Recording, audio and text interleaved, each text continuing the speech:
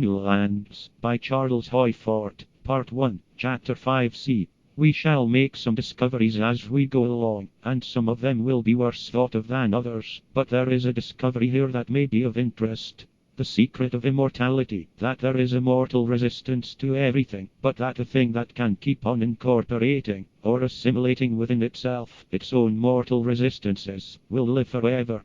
By its obstructions, the science of astronomy perpetuates its inflations, but there have been instances of indigestion. See the New York Herald, September 16, 1909. Here Flammarion, who probably no longer asserts any such thing, claims Dr. Cook's discovery of the North Pole as an astronomical conquest. Also there are other ways. One suspects that the treatment that Dr. Lecarbeau received from Flammarion illustrates other ways. In the year 1859, it seems that Dr. Lecarbeau was something of an astronomer.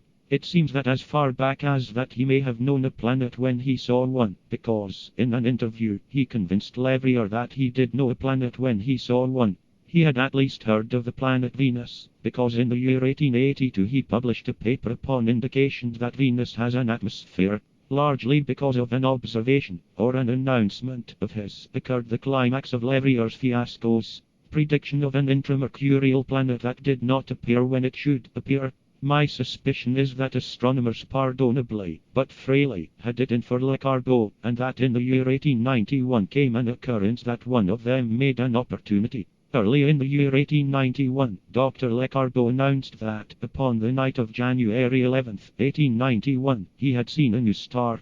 At the next meeting of the French Academy, Flammarion rose, spoke briefly, and sat down without overdoing. He said that Lecarbeau had discovered Saturn. If a navigator of at least 30 years' experience should announce that he had discovered an island, and if that island should turn out to be Bermuda, he would pair with Lecarbeau, as Flammarion made Lecarbeau appear. Even though I am a writer upon astronomical subjects, myself, I think that even I should know Saturn, if I should see him, at least in such a period as the year 1891, when the rings were visible. It is perhaps an incredible mistake. However, it will be agreeable to some of us to find that astronomers have committed just such almost incredible mistakes. In Cosmos, New Series, Volume 42, page 467, is a list of astronomers who reported unknown, dark bodies that they had seen crossing the disk of the Sun. La Concha, Montevideo, November 5, 1789. Kaiser, Amsterdam, November 9, 1802. Fisher, Lisbon, May 5, 1832. Houzeau, Brussels, May 8, 1845. According to the Nautical Almanac, the planet Mercury did cross the disk of the Sun upon these dates.